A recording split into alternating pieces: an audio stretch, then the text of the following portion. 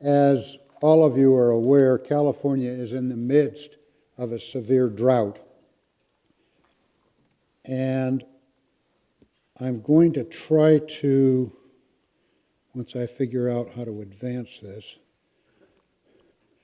I'm going to try to address the general topic of the drought in 4 sections. The first, let me spend a few minutes talking about the California waterscape by way of providing you with some context in which this drought occurs. Secondly, I'll talk about the drought itself, and I will address the question there, why is this drought so severe? We have a drought every 10 years in California. What is it about this one that's special? Third, I want to talk about the statewide response, which turns out to have been very effective. Thank you. And fourth, I was asked by Michael Clegg to please present some lessons from this drought. And as it turns out, and as I state in the abstract, the lessons from this drought really aren't different than the lessons from the previous droughts. They're only more urgent, not only because the drought is more severe, but for another reason that I want to address before I proceed. There has been an effort in California to portray this drought as an opportunity to change for the long run our patterns of water use and our water using habits, eliminating habits that, for example, require extensive use of lawns, that require 30-minute showers every day, and becoming a state and a region in which water is used in ways that are more consistent with the scarcity that exists, but more importantly, with the scarcity that we anticipate when, with global change, California is expected to become a warmer, drier place. So there is an effort being made to try to cultivate these longer-term habits as we respond to the current drought. And I'm not going to talk about that in any detail, but it underlies and overlies really all of my presentation. So let's talk briefly about the California waterscape. We have a lot of water in California. I think that probably isn't often recognized.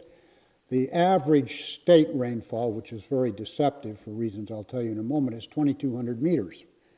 And in different terms, the precipitation totals about 275 cubic kilometers, with runoff at 90 cubic kilometers and net use about 43 cubic kilometers.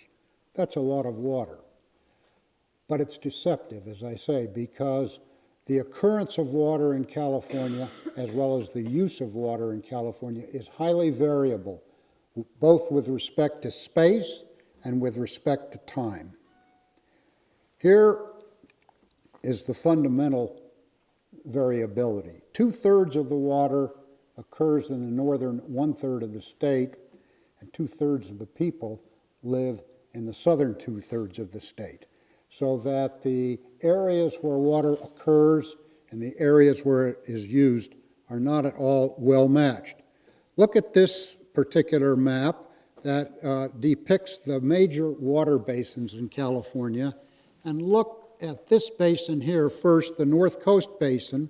The fraction there represents, in the numerator, the percent of statewide runoff occurring in each of those basins, and the denominator represents the percent of use in each of those basins.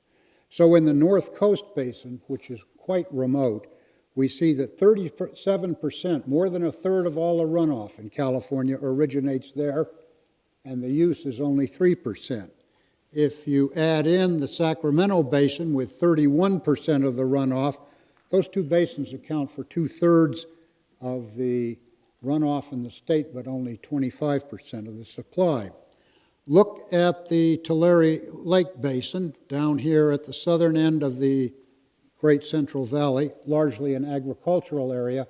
It accounts for almost 25% of the use of water in the state, but only 5% of the runoff. And then right here in LA, in the South Coast Basin, 2% of the runoff and 11% of the use.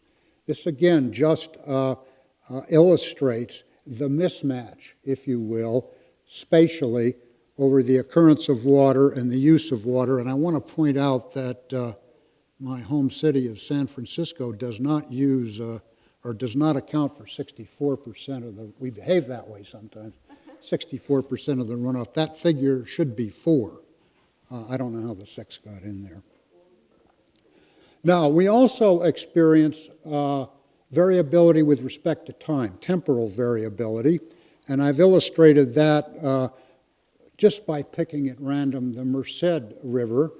The headwaters of the Merced River are found in the environs of the Yosemite Valley, and here you're looking at Yosemite Falls. Here are some numbers on the variability of annual surface flows in the Merced River, and what you can see, the average flow, the low flow, and the high flow. It's a tremendous amount of intra-seasonal variability. That is variability from year to year. We have two-season Mediterranean climate here. It rains from November to April, and it's dry from May to October. This kind of variability, when I say intra-seasonal variability, is within that temporal, within that two-season variability, and it's quite sharp. We solve these problems of spatial and temporal, we have solved these problems of spatial and temporal variability by building dams, Shasta Dam being one, to impound water in places where it's plentiful, and canals to transport it from the places where it's plentiful to the places where it's used. And quickly, I just run through several maps to illustrate the extent of the plumbing in California that's designed to correct this mismatch. The Central Valley Project is a project of the federal government. It takes water from Shasta Lake here on the Sacramento River, from Folsom Lake there on the American River, and from Millerton Lake on the San Joaquin, and transports it all up and down the Central Valley to fuel agricultural water use. It's primarily an agricultural water project. The State Water Project captures its water on the Feather River here at Lake Oroville, uses the Feather and the Sacramento as a natural channel, and then ships the water south here into the Los Angeles Basin, and along the way leaves some off for agricultural users. That's a straight north-south diversion for both agriculture and urban use. Then, just so you can see what happens to our major urban areas, the San Francisco Bay Area gets its water supplies, or the majority of its water supplies, from the Sierra Nevada, different sources for the East Bay and the San Francisco area. And then Los Angeles, you heard John Kennedy yesterday talk about the Colorado River. We get about 25% of the water in Los Angeles from the Colorado River via this aqueduct. We get water from the California Aqueduct, which is part of the State Water Project, and we get water, the city of Los Angeles gets water from the Owens Valley. Those of you who are aficionados of movies may remember the movie Chinatown, which is about the development of water supplies from the Owens Valley. And then LA gets about a quarter of its supply from local sources. We also have substantial groundwater in California. The estimate is 155 million acre feet. It's unclear how much of that might be readily exploitable. These are the groundwater basins. Somebody was telling me yesterday that they were really quite interested in groundwater when they entered their studies in hydrology, but they couldn't see it. And because they couldn't see it, they couldn't get their arms around it, so I put a picture in there. That's what groundwater looks like, and that's actually coming out of a groundwater pump. An important feature of groundwater, which figures importantly in this drought, is that it is made to be used as a buffer against drought. Groundwater levels, other things equal, respond to changes in surface water availability with a lag. So during a 4-year period, if you've been managing your groundwater correctly, you can rely on groundwater to make up for some of the lost surface water. The agricultural sector is doing some of this, or a lot of it, to survive this drought, but there are red flags everywhere, and I will discuss those in a minute. So let's talk about the Great Drought and address the question, why is this drought so severe? As I told you earlier, we have a drought every 10 years. What's so special about this one? Well, this one is special. And let's talk about why. First of all, the last big drought like this was 1987 to 1992. The state has grown by 15 million people since that drought. So we have more people and we have a bigger economy. California is now by itself the 5th largest economy in the world. And that many people and that much economic growth have to translate into greater demand, and greater demand in the face of a shrinking supply. Secondly, and this won't surprise you, it hasn't rained, and it really hasn't rained around here in 4 years. I saw in one afternoon at the Giannis meeting in Panama last year more water come out of the sky than I've seen around here in 4 years. But I want to show you exactly what this means. Here's a picture, a graphical picture, in which each of the data points are 4-year averages. And if you look over here at the arrow, what you will see is that the 4-year average at this point is deeper. That is, the decline in available precipitation is deeper than it has been at any time since the turn of the 20th century. So in terms of the precipitation shortfall, this drought is, on those grounds alone, severe. On top of that, and this is not widely recognized, but it's critically important, on top of that, the temperatures are warmer. We've had warmer temperatures, and significantly so. When you look here in 1980, we were looking at temperatures that were about average, 57.4. Now we're looking at, and these are 4-year rolling averages as well. Now we're looking at temperatures that are 3 to 4 degrees higher. And that's bad news in a drought, because that means that ambient rates of evaporation and transpiration are higher, so that ambient use rates are higher at a time when the precipitation is considerably diminished. Now, this next picture, I think, dramatically portrays the implication of both the water shortfall and the temperature augmentation. This basically looks at anomalies with precipitation, the precipitation anomalies on the horizontal axis. On your right, that would be wet years, and on your left, dry years, and on the vertical axis, temperature anomalies with hot years above the horizontal axis and cold years below, leaving us dry, cold, wet, hot in the quadrants.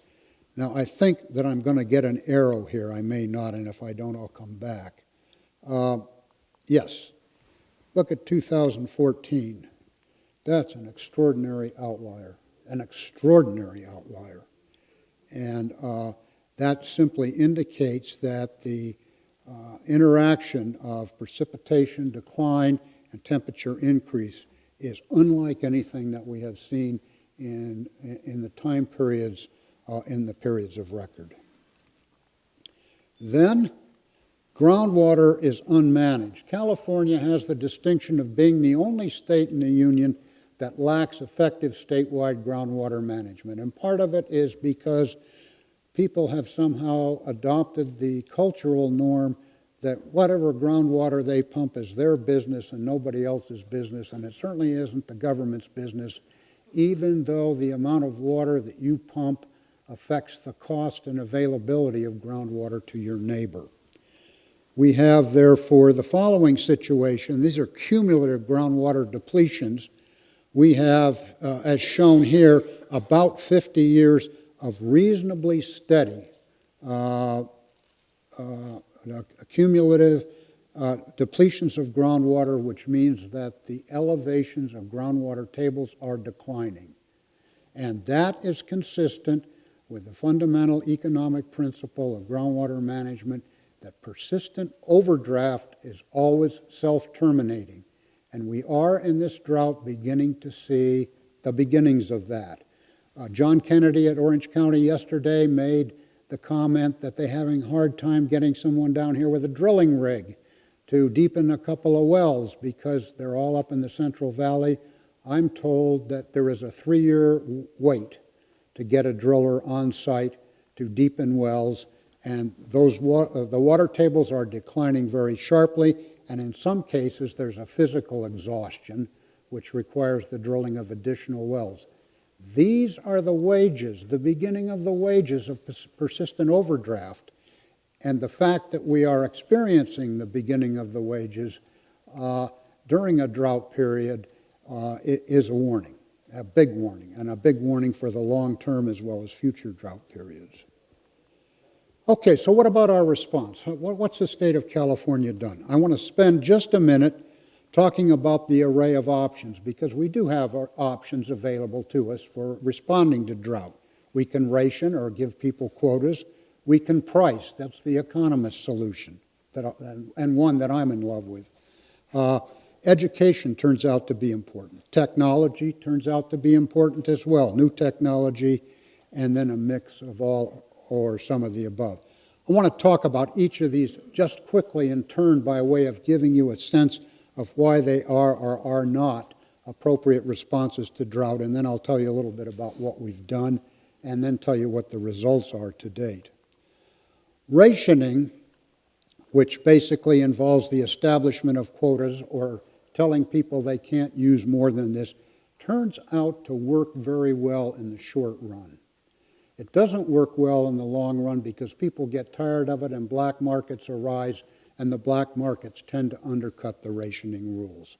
But in the short run, it works very well. It works particularly well on outdoor uses where violators are visible and can be readily identified and brought to heel. It turns out that if you're monitoring and measuring, indoor uses are also well regulated by rationing, and we monitor and measure rather extensively in terms of in-house water use in California. So rationing is obviously a strong candidate for use in responding to drought. Pricing. We don't price water as if we understand the facts of life. The price that you pay for water in California covers only the cost of developing, transporting, treating the supply and moving it to your house and then disposing of it.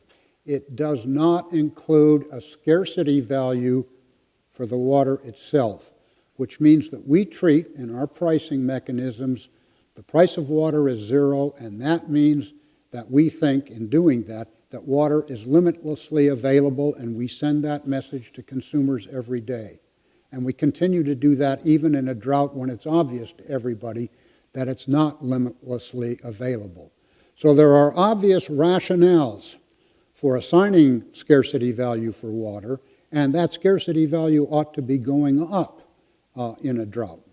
We use this, however, only to a limited extent, and we have some legal problems because the city of San Juan Capistrano, just south of here, has sued the state of California, arguing that under prevailing California law, municipal utility districts do not have the right to charge a customer more for the water than it costs them to get it there. So this lawsuit threatens to cripple, tie the hands, put on the shelf one potential weapon, pricing. And I might just add that demand curves slope downward, and what that means is that price and quantity are inversely related. The more you charge, the less people use. The beauty of all of that is that everybody can respond to the higher price in a way that best suits them, whereas rationing tends to be more blunt. Education. We have good evidence, scholarly evidence, that people use less water when they know where their water comes from, when they know how much they use, when they know what the costs are, when they know something about the quality. And those effects are particularly noticeable when you first educate people. Now, one example I'll use just from my own situation. When I moved into the Bay Area, I went to see how much water I was using, and it was reported on my water bill. and I was using 48 units a month. Excuse me, it was 48 billing units a month. There was no definition of what a billing unit was, so that's not useful information. It may have been useful to the utility people, but it wasn't educating consumers as to how much they used. Just what I ultimately found out is a billing unit is 7 gallons, in case you wanted to know. I mean, there's no rationale for it. I also should tell you that I am a member of a private water company in Sonoma County in the wine country. It happened that this company, which has 25 families in it, became fully metered a year ago, and the water master started to report to us how much each of us was using each month. And the initial reaction was, well, those meters aren't accurate. And then people, because we were being threatened with heavy cuts by the State Water Resources Control Board, people started, including me, started looking around for leaks and found a lot. Well, the essence of the message is that that education process resulted in a 20% reduction even in the first half year. So just an empirical example of why education works. It's not costly, it's easy to implement, and so forth. Technology here, we're simply talking about low-flow shower heads, low-flow toilets. I noticed in my room that there's some kind of technology in the shower head that restricts the flow, and there's also some kind of technology in the sink that restricts the flow. Used on a massive basis, that can result in substantial savings. And then a policy will almost always include some mix of these. So the California solution, I put solution in quotations because it won't be obvious to some people that it's a solution, but it's at least our effort at a solution. Let me begin with a word about agriculture, because what I'm going to talk about is urban water use and not agricultural water use, largely because agriculture is the major consumptive user of water in California. But built into the way water is allocated to agriculture are some mechanisms which allow it to adapt to drought. The public supplies, that is, the supplies provided by the federal government and the state government, are allocated based upon the availability of supplies. So in January, the Bureau of Reclamation and the state inform contractors as to how much water they're going to get relative to their usual contracted amount. And so those people were informed this year in January that they should plan on getting less than 25% of the customary amount. And that then allows them to adapt ahead of time, because if more water becomes available, they'll adjust it upward, and if more water doesn't become available, you were warned. With private right holders, many of those rights, particularly the senior rights, are allocated on the basis of first in time, first in right, and so the senior water users take all the water they want, and you go down the list, and when the water's gone, it's gone. And the less senior water users don't get any, and that's the way it's worked. Now, there are people out there arguing that we need to change those rules, and there are cogent arguments for changing the rules, but right now they work in a crude sort of way. Urban cutbacks. Each community in California was assigned a % cut from its 2013 use levels. And maybe everybody got a copy of this publication from the Irvine Company in their hotel room called Planning Ahead. Look at the back of that when you get back to your room, and you'll see what I referred to on the bus yesterday as a braggadocio piece from the Irvine Ranch Water District, telling us all what a terrific job they're doing. And you'll see at the bottom of this that the Irvine Ranch Water District is indeed doing a terrific job, because their assigned cutback was only 16%. They also report that some of their colleagues down here in the Southland got higher allocations. So the East Orange County Water District was assigned 36%, and San Juan Capistrano, of where they are complaining about prices, was assigned a quota of 28%. And I say in the second point here, those cuts range from 10 to 40%, and they were developed by the State Board based upon the reasonableness of 2013 use. And as the Irvine Ranch Water District points out in that article, their use was considered to be fairly intensively managed. They were one of the districts that was doing an excellent job to conserve on water before the drought, so the cut that was assigned to them was less than, shall I say, communities that were just sloshing it around.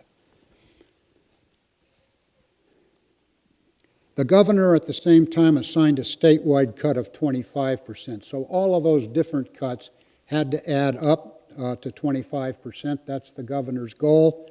It remains the governor's goal, and provision has been made for big fines for noncompliance. Now, purveyors, and the purveyor would be the Irvine Ranch Water District or the East Bay Municipal Utilities District or one of these, what John Kennedy yesterday referred to as retail districts, were made responsible for implementing the cuts. And you say, well, what about small and rural users who aren't in a district, like the Alexander Valley Acres Mutual Water Company? They were cut back 25% in accordance with the governor's orders. And there were, of course, provisions made for appeals in special cases, but not many of those appeals have stood up. So the implementation, what did it involve? This is where it really happens.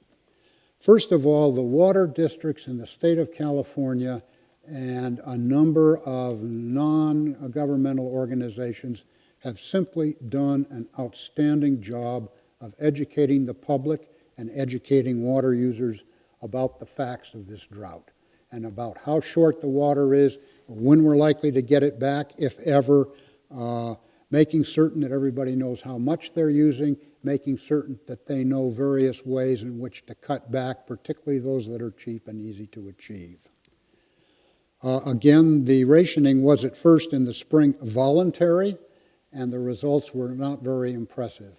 The governor was very unhappy because we were not close to his target, which was at that time 20%.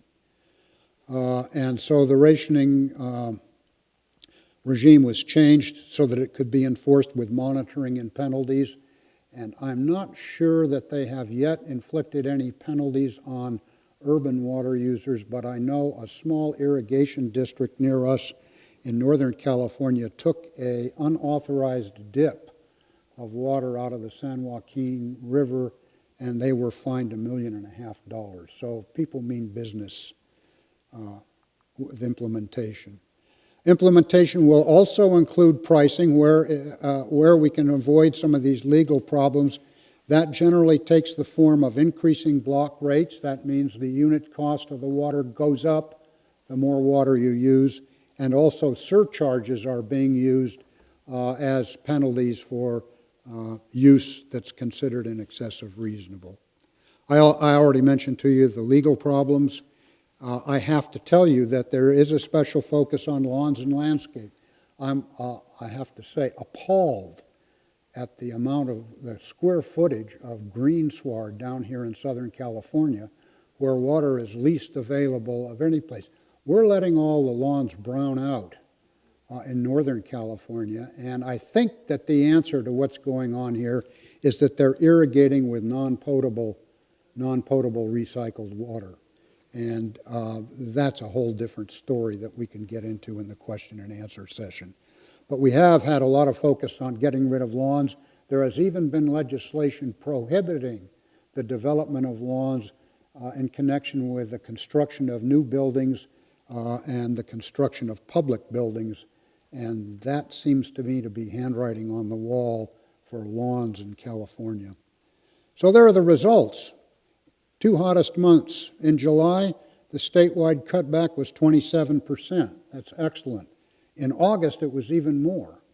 And that's even better. And I can say that in August, there were cities, communities in this state that cut back by 40% from what they had used in 2013. And that's amazing.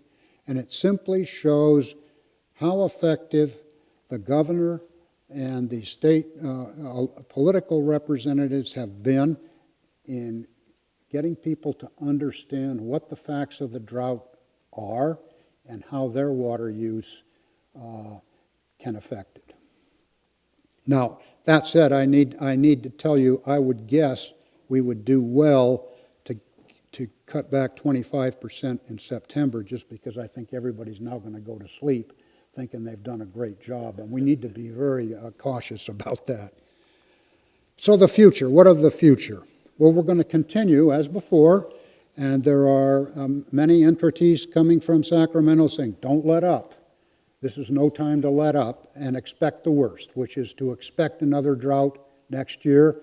You heard John Kennedy yesterday saying that another year of drought here in Orange County is going to have very serious consequences for the water supply. What the state is telling us is expect that, and then if it doesn't happen, so much the better. Now, El Nino, before I come to an end here, let me talk about El Nino, because there has been forecast a very big El Nino that would start this fall, and it wouldn't end the drought, but it would certainly help. And John Kennedy said they're down there at the Orange County Water District praying for El Nino. And I didn't say this, but my response to that is be careful what you pray for. Because it's not clear that El Nino will be an unmitigated friend or an unmitigated foe. Here's why. On the friendly end, it will help end the drought, and it will help restore some water storage for the future. No question. But on the foe end, there's the possibility, because of unique climatic situations, such as this ridge of high pressure that has been causing the drought, that El Nino may fail to materialize, or may fail to materialize in the appropriate places, leading to expectations that were not met. The other important thing that goes back to what I mentioned earlier is that there's a great deal of concern that if we get an El Nino, people will say, well, it's all business as usual. These droughts end with El Nino, and we will have lost the opportunity to change our long-term water use practices for the future in anticipation of just the sort of climate as a long-term norm that we've experienced here in the last 4 years. And finally, full-blown El Ninos, and if this one comes true, it will be full-blown, inevitably cause flood damages. So that the Drought Relief Center, they just turn the sign around the other way where it says Flood Relief Center.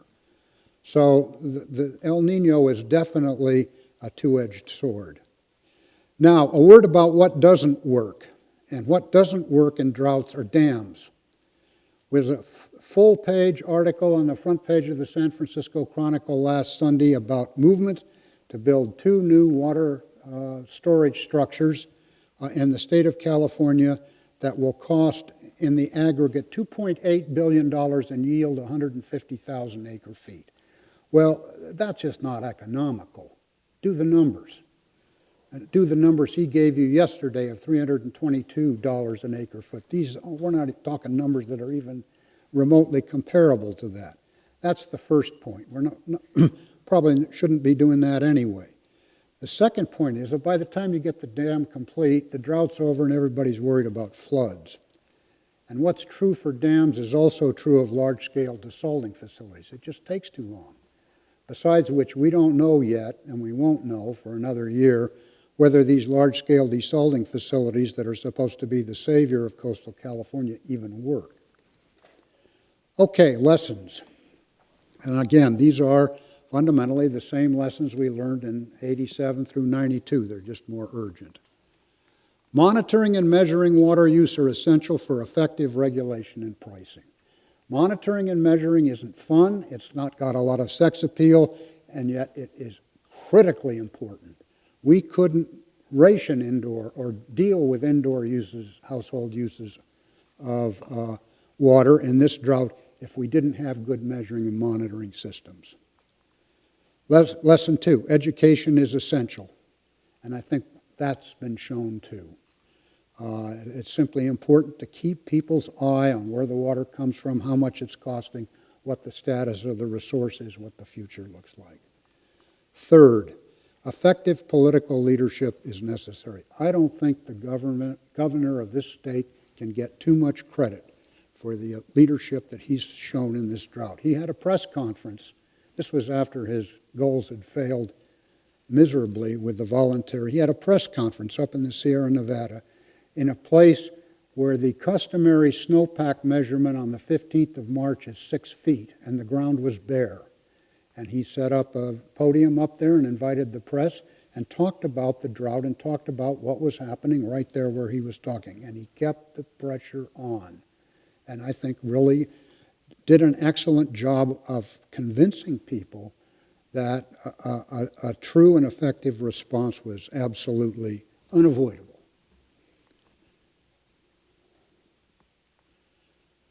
Lesson 4, don't artificially constrain pricing as a tool of management. Don't go out there and sue the state over its use of pricing. That's just like leaving half your golf clubs in the bag.